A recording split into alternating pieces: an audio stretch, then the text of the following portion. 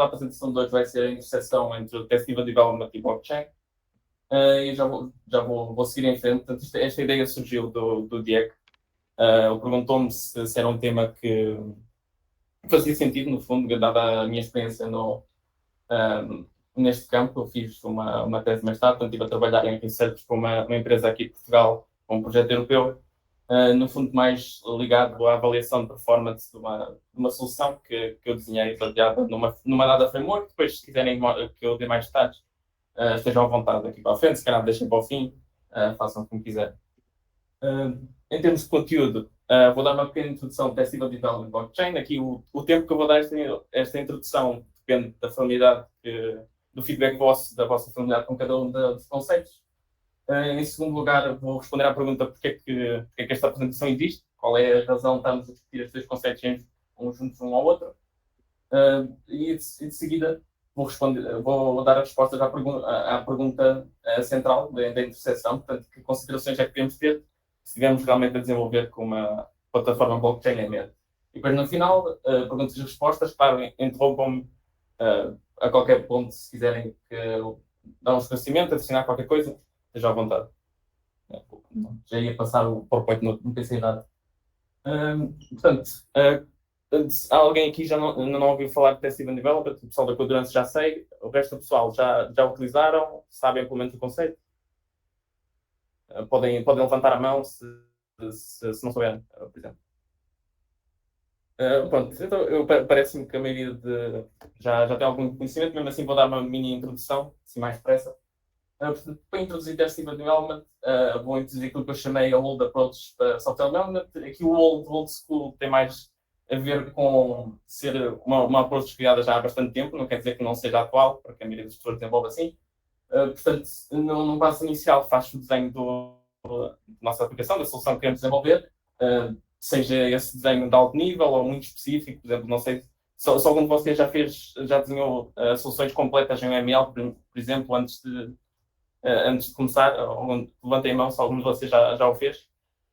Bom, se não for o caso, na parte do desenho faz o desenho da solução inteira e uma vez feito o desenho inicial, passa-se à fase do código.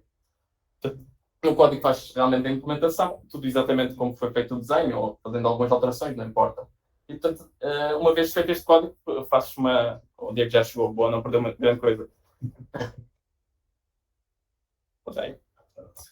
Pronto, depois da fase do código, faz uma camada de testes para a nossa solução, para realmente validar que faz o que nós queríamos fazer e satisfaz os requisitos que o cliente estabeleceu, no caso de haver um cliente. Uma alternativa a esta approach, que acontece muitas vezes, é que o pessoal faz o desenho, faz o código e depois o ambiente de prazos está corrido, ou tem preguiça, ou por outra razão qualquer. Pronto, já fizeram o código, já fizeram o desenho era muito bom, nós somos muito bons, portanto não é preciso fazer o teste e fica pelo código. Muitas vezes acontece isso. Portanto, em alternativa, no Testiva Development fazemos mudamos aqui a ordem destes 3 passos, no fundo são os mesmos passos, mas a ordem é diferente. Podemos ainda fazer um desenho inicial, depende da escola de TDD que se siga, mas depois, em vez de seguirmos logo para o código após esse design, e, por exemplo, se estiverem num projeto de e-commerce, se estiverem, por exemplo, a fazer um user story de comprar um item, em vez de começarem a bater código, por exemplo, no backend, num endpoint de uma API, antes disso fazem uma chamada ao vosso código e, obviamente, como ainda não fizeram realmente a implementação, esse teste vai ficar no vermelho e depois fazem um mínimo de código para satisfazer e depois voltam à parte do design, naquele passo em azul da figura ali no canto inferior direito, canto esquerdo em relação à televisão, mas pronto. No Refactor acontece o design, portanto fazemos todo o tipo de considerações de modernidade para manter o nosso código bom em termos de boas práticas, de estrutura, este tipo de coisas. Em que é que isto resulta? Resulta num feedback loop muito mais reduzido, tendo em conta a fase anterior. Portanto, o que é que isto quer dizer? Quer dizer que quando estamos a desenvolver uma funcionalidade para satisfazer o nosso teste, temos sempre aquela resposta aquele feedback das alterações que fazemos. Portanto, temos um feedback imediato face aos testes de outras funcionalidades que fizemos anteriormente, se estamos a estragar outras funcionalidades ou não, se estamos a satisfazer realmente o novo teste ou não, e é tudo muito rápido. Em segundo, reduz o debugging. Porquê é que reduz o debugging? Porque se estivermos a seguir TDD de uma forma, eu diria, entre aspas, correta, assinamos um teste por uma funcionalidade relativamente pequena. Portanto, estamos sempre a trabalhar em pequenas porções e nunca estamos muito longe de alguns controles para ter todos os testes no verde, mesmo que a implementação ainda não seja feita, mas pelo menos nunca estamos muito longe de não estragar o resto. Em terceiro lugar, fazendo, o Diego voltou, temos um código que fica documentado numa linguagem que está próxima ao que os desenvolvedores conhecem, self-documenting code, portanto está documentado por testes, que é código. E por fim, e é o mais importante desta lista de vantagens, embora não é muito exaustiva, mas pronto, que eu considero mais importante, melhora a confiança que nós temos para fazer alterações no código. Porquê? Porque temos uma boa test coverage, mantemos o nosso código bem estruturado, naquele passo de factors, se realmente estivermos a fazer de forma correta. Pronto, em termos de blockchain, algum de vocês, levantem a mão se já tiveram algum desenvolvimento, mesmo que local, baseado em blockchain? Alguém? Não, nada. Pronto, eu já estava à espera, é o normal. Portanto, vou dar aqui um bocadinho mais de atenção a este ponto. Tem aqui Coca-Cola. Pronto. Antes de começar a descrever blockchain, eu quero só referir que quem não estiver muito interessado no tópico de blockchain, eu garanto que vai aparecer aqui alguma informação no resto da apresentação que é válida para outro tipo de sistema. Portanto, quem não tiver interesse não tem problema, acho que ainda vou conseguir aprender alguma coisa.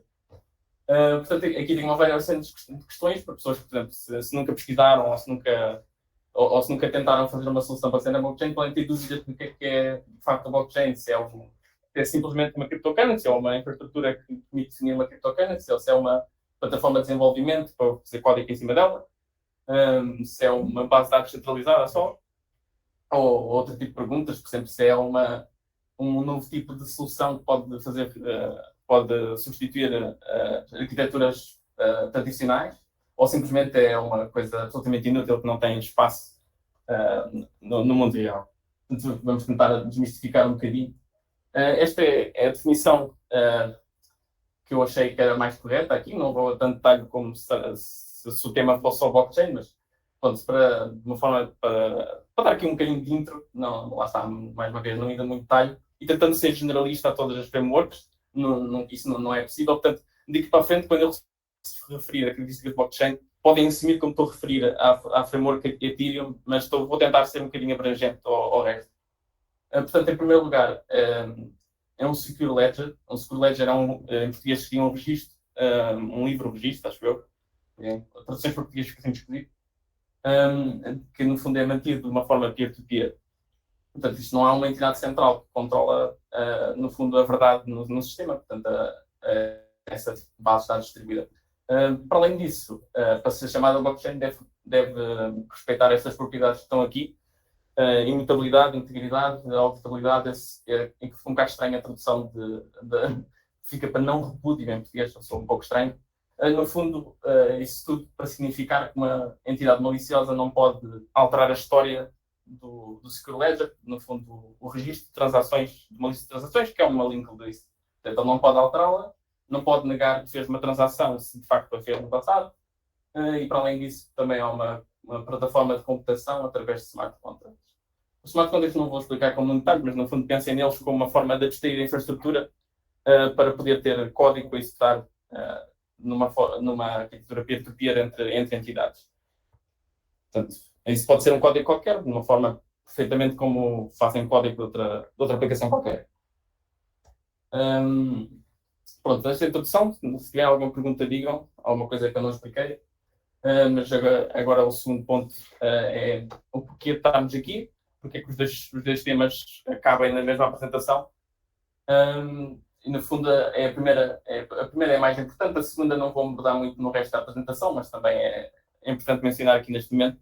Portanto, a primeira é que algumas características que eu mencionei anteriormente e outras que se calhar ficaram entre as linhas implicam algumas dificuldades para a aplicação do TDD, Extreme Programming, vários tipos de metodologias que estão associadas à craftsmanship, no fundo. E outro tipo de práticas de desenvolvimento. Por outro lado, desenvolver no paradigma contract-oriented pode ser um paradigma um bocadinho diferente para os desenvolvedores, mas eu não vou tocar muito no assunto, porque não é bem o meu forte. Portanto, sim, daí, Eu vou agora passar para os problemas em concreto e apresentar algumas considerações que permitem resolver ou minimizar os problemas se tiverem, por exemplo, na vossa vida profissional ou pessoal, que desenvolver de facto uma plataforma com esta tecnologia. A estrutura, como é que eu vou apresentar? Vou primeiro pegar num problema, apresentar o problema e depois as soluções. Pelo menos na minha perspectiva, alguns de nós não têm soluções pronto, 100%, mas foi o melhor que é possível. O primeiro problema são limitações arquiteturais. Eu assinei aqui um gráfico, a limitação principal em termos de performance. Não sei se está claro para toda a gente os números, aqui parece-me que está a fazer streaming bom, julgando pelo ecrã do Diego. Portanto, ali estão várias das principais frameworks, na minha opinião. Bitcoin e Ethereum, imagino que já tenham ouvido falar. Ele na casa de 3 a 10 transações por segundo, o que é absolutamente patético para a maioria dos casos de uso. Depois, do outro lado, tem ali para comparar as redes PayPal e VisaNet, andam à volta de PayPal 155 e a VisaNet bem mais alta de 2.000 transações por segundo. Isto são números, um average do ano, acho eu. É daí que saem os dados. E, por outro lado, a Planejamento Fábrica é uma framework de desenvolvimento em blockchain que é bastante diferente das outras, por isso é que consegue valores bem superiores, se bem que mesmo assim ainda podem ou não ficar aquém de VisaNet e outras parecidas. Mas pronto, está mais perto. É para ter uma ideia que há soluções que não são tão ridículas como a Bitcoin, por exemplo, do ponto de vista de desenvolvimento de uma aplicação. Portanto, aqui deste lado, qual é a justificação para isto? Não tem como nós termos a distribuição peer-to-peer e não ter implicações na performance ou noutro tipo de métricas. E o que é que isto resulta? Resulta que se estivermos a desenvolver em smart contracts, temos de ter atenção à otimização de performance, porque não é uma coisa que o desenvolvedor está habituado a preocupar-se na maioria dos sistemas tradicionais. Ainda na descrição do problema, quando estamos a desenvolver, mesmo na prática, o bootstrapping de uma network, mesmo local, bem numerado, dependendo da framework, lá está. Tudo o que eu digo depende da framework, mas de modo geral é bem complicado. Por outro lado, a instalação de smart contracts, mesmo na rede, também é demorado e complexo. Isto porquê? Porque a rede não é gerida por uma única entidade, é preciso ter essa instalação tem que ser feita por várias entidades ao mesmo tempo, ou pelo menos coordenadas para que se tenha sucesso na instalação da rede, o que demora tempo e é complexo. Em que é que isto resulta na prática?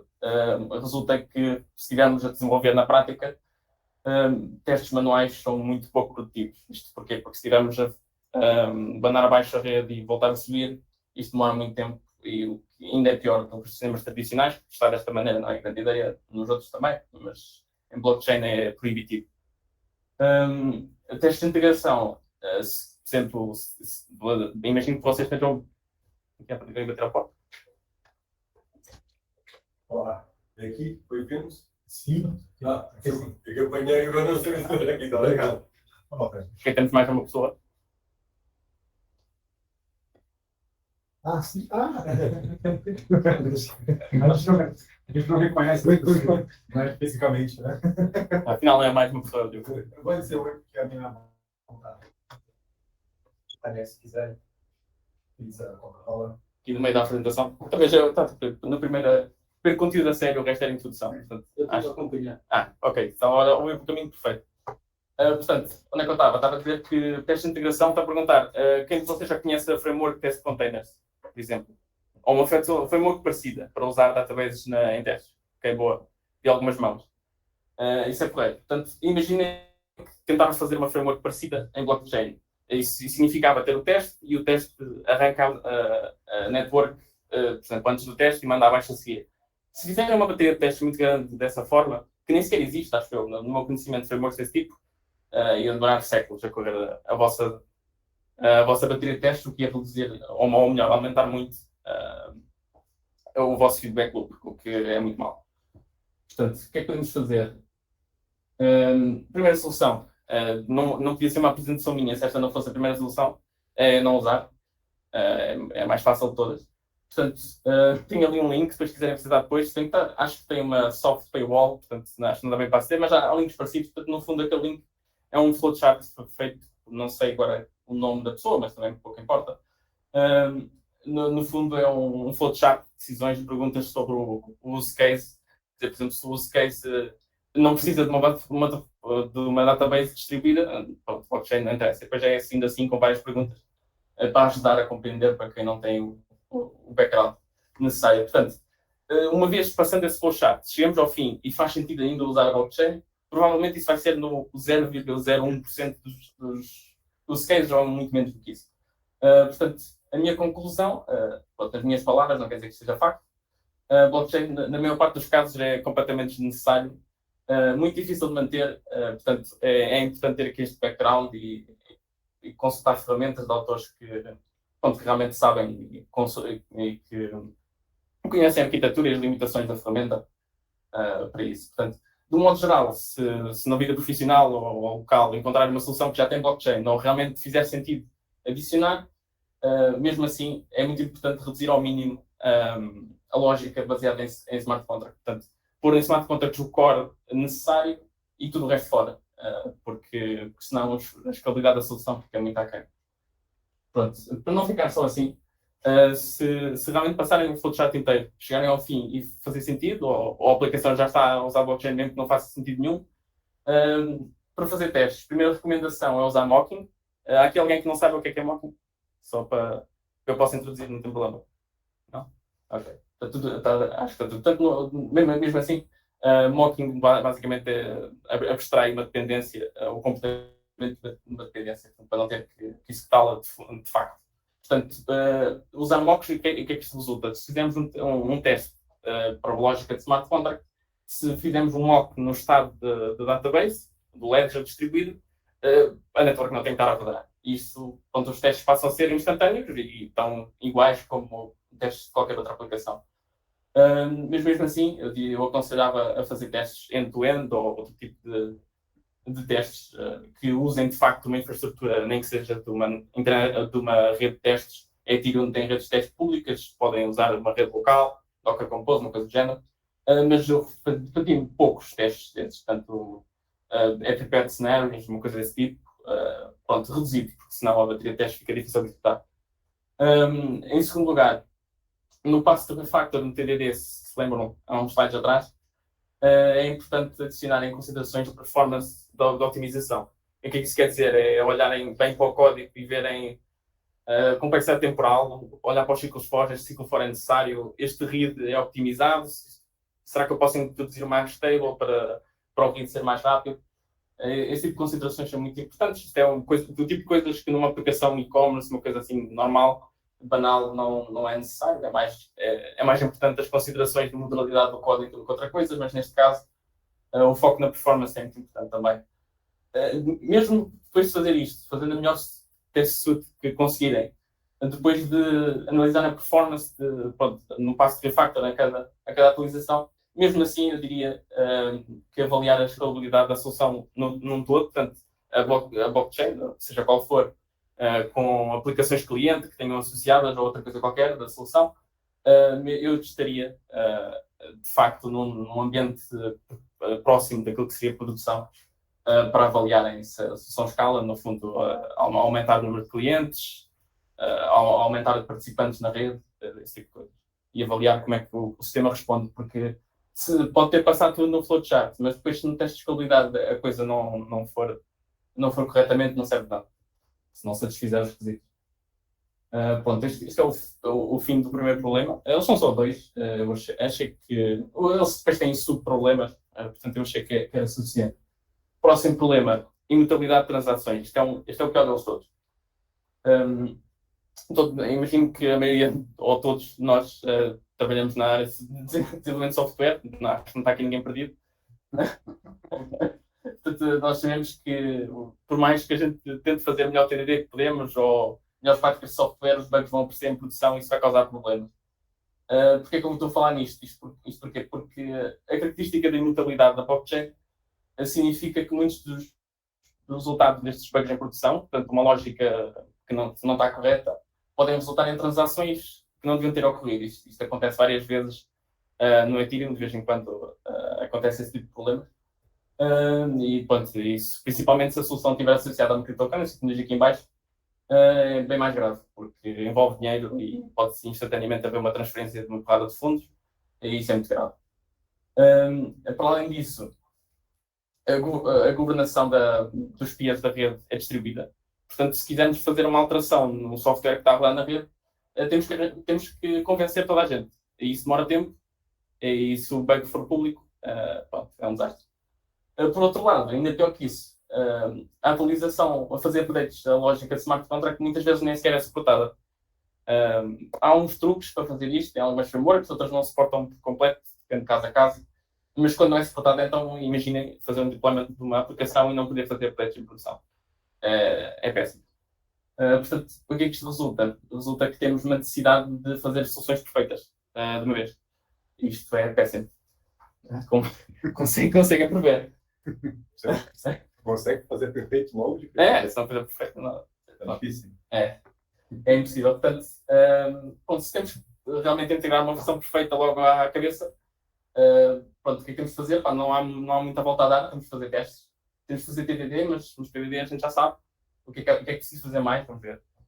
Portanto, a primeira coisa que eu diria é, lá está, os links são de Ethereum, pronto, há de haver equivalentes para outras frameworks, depende, esta é a mais popular, eu escolhi para a apresentação. Se quisermos pesquisar alguma coisa, há mais resultados para Ethereum do que outra coisa qualquer.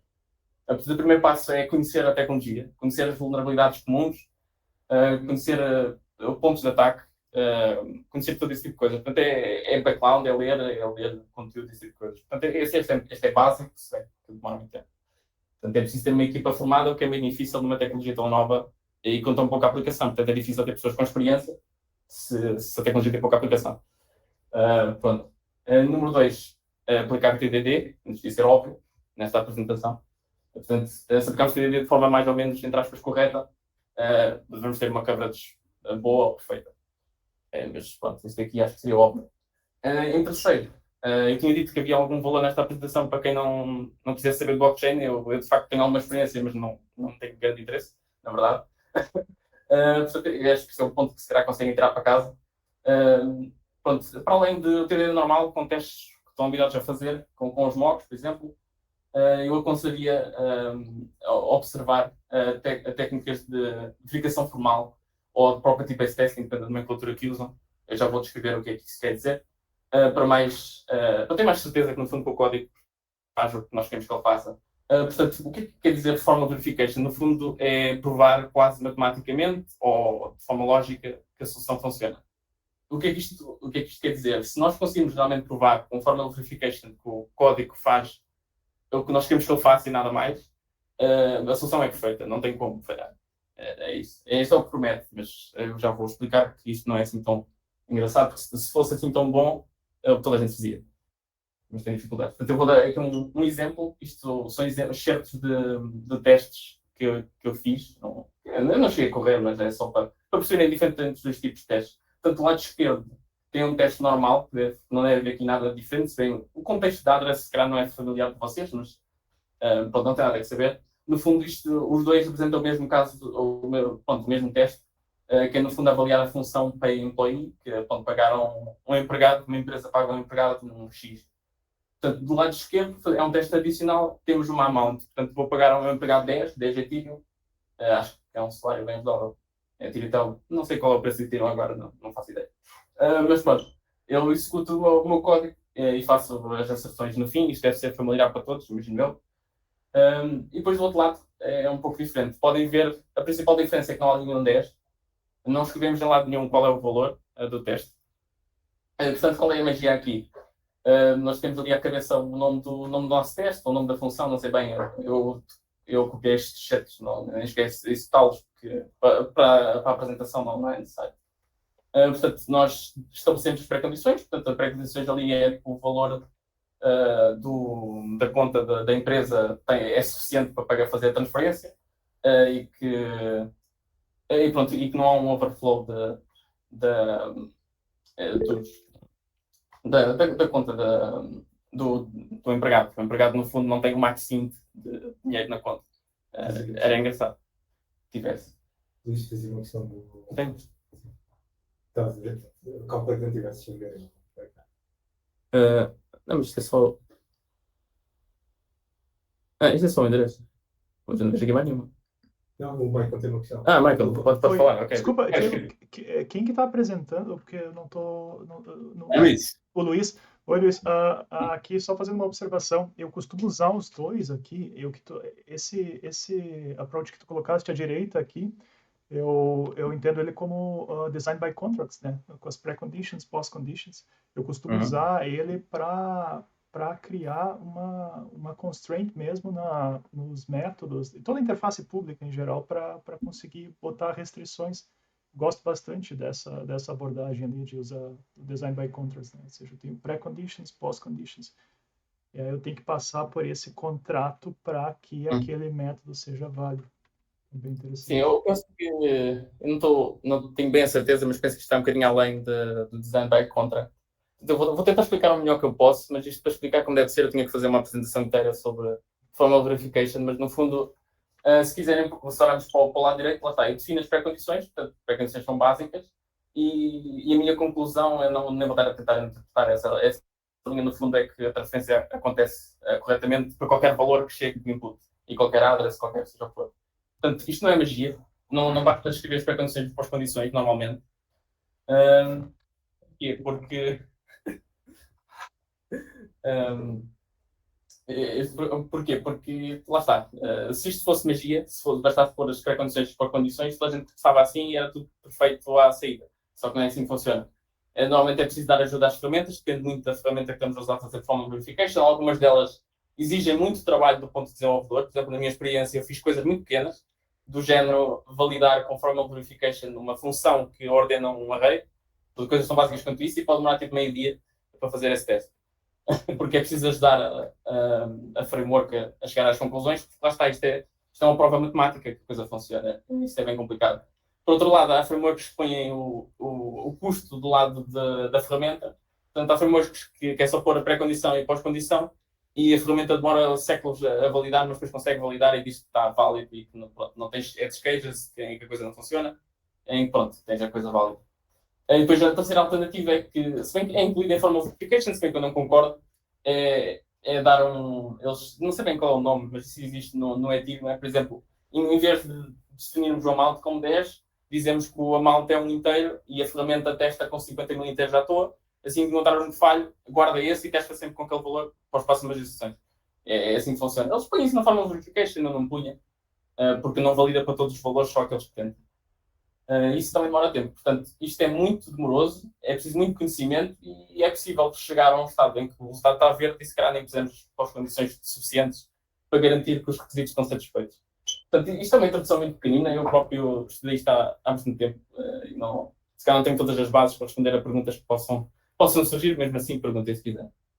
Portanto, por último, a empresa, a entidade, não faço ideia, a Ethereum recomenda fazer code audits. Code audits, no fundo, é passar o código por equipas especializadas para encontrar problemas, vulnerabilidades, seja o que for. Portanto, isso custa dinheiro, é bem caro. Bug bounties é mais ou menos a mesma coisa, indivíduos que são, por exemplo, ethical hackers ou assim, e o pessoal que percebe da coisa, e pagar-nos para tentar encontrar problemas, mais ou menos a mesma coisa. E no final, trial runs é ter a aplicação a rodar no ambiente de staging em que, pronto, com clientes válidos, lá está, tem que pagar pessoas, é preciso ter pessoas no programa, mas também é uma boa ideia. Portanto, estão a ver que, para ter certeza que estão a fazer a coisa bem, para não encontrarem problemas depois em produção, têm que fazer entre aspas, de fazer estes passos, isto é muito trabalhoso. O único positivo é que se tiverem feito o desenho bem à primeira, o desenho da solução bem, a lógica de smart contract é muito reduzida, está tudo o que podia estar fora está fora, então não tem assim tanto código para testar, porque normalmente as funcionalidades não são assim tão complexas. Por exemplo, a Ethereum mais popular é, agora está-me a faltar o nome, aqueles assets, como é que se chamam? É aquele tipo dos scams. De blockchain, como é que se chama? Está-me a falhar o nome. Aquele de que é as imagens, tipo... NFT? É NFT, sim. Por exemplo, os NFTs é a maior parte dos smart contracts de NFTs, isso é um contrato que é geral, toda a gente usa o mesmo. Então, e a lógica é muito pequenina. Então, pronto, não é assim tão caro desenvolver as coisas como deve ser, ou pelo menos minimizar o número de problemas que possam ocorrer, seguindo os passos que eu aqui recomendei.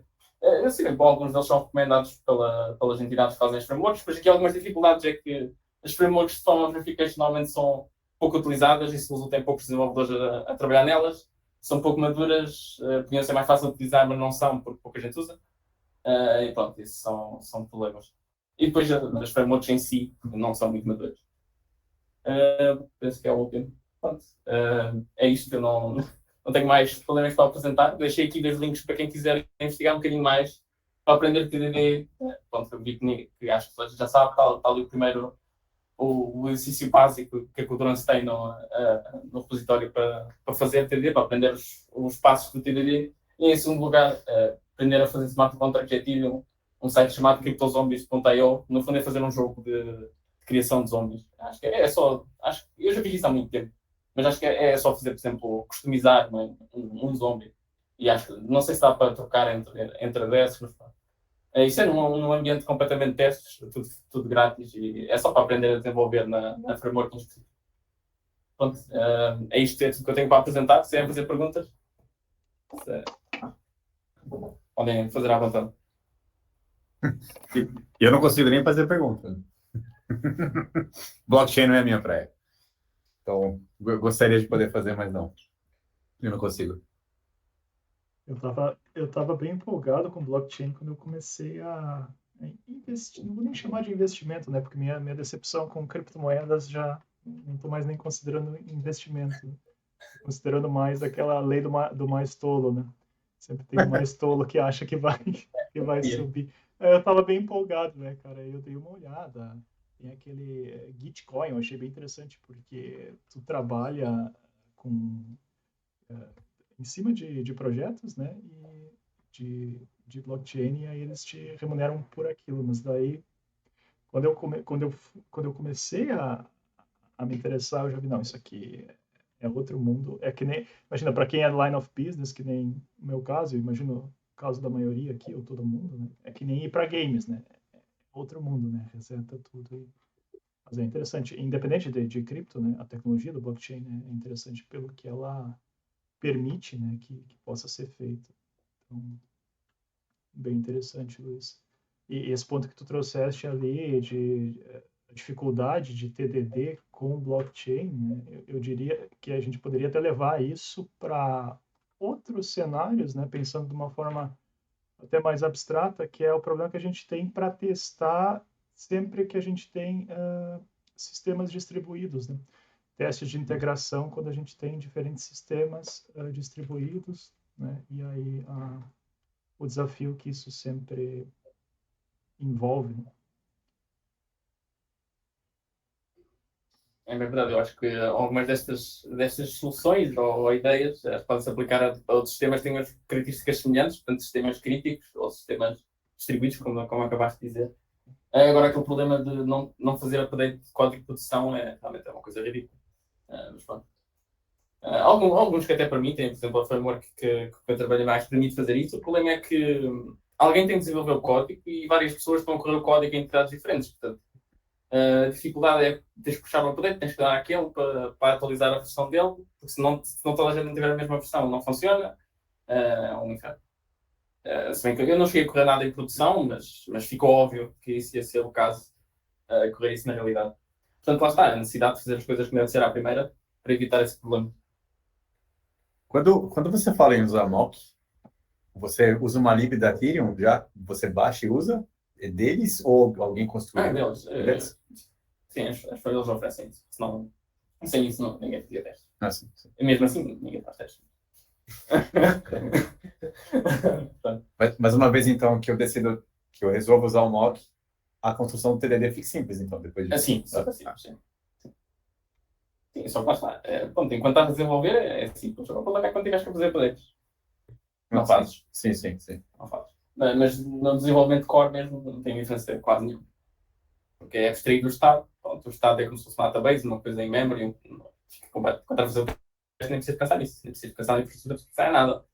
Só depois fica mais complicado às vezes, quando tens que fazer aplicações que interagem com uma network que está instalada o software. E aí surgem problemas quando não apanhas com os mocks.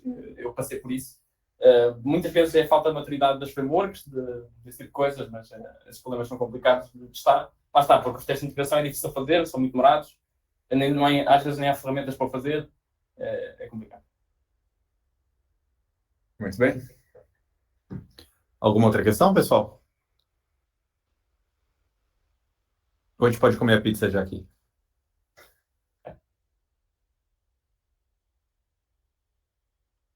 Bom, acho que isso responde, né? Bom, mas tá bem. Acho que então por hoje é só.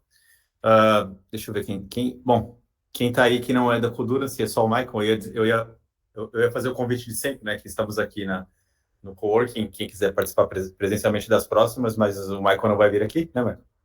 Para participar. Esse ano, pelo menos, não. Desculpa. Qualquer dia. Sim. Qualquer dia, sim. Sim, Quando você- qualquer dia eu volto aí para visitar. As suas próximas férias você vai deixar marcada para quando tiver um evento aqui em Lisboa. Beleza, Sim? combinado. Bom, tá bem, gente? Então, para quem tá aí, obrigado por ter vindo de novo. A gente vai rodar mais uma daqui a um mês de novo. Não vou conversar com o Michael sobre qual vai ser o próximo tema, mas a ideia é a gente tentar fazer mês a mês. E assim a gente consegue um ritmo interessante e tentar envolver mais pessoas e mais pessoas aqui na nossa comunidade. Beleza, Diego. Ok? Tá bem, gente? Perfeito, valeu, pessoal. Legal, valeu. Parabéns Tchau. aí. Valeu. Tchau, tchau. Obrigado. Deus. Até mais.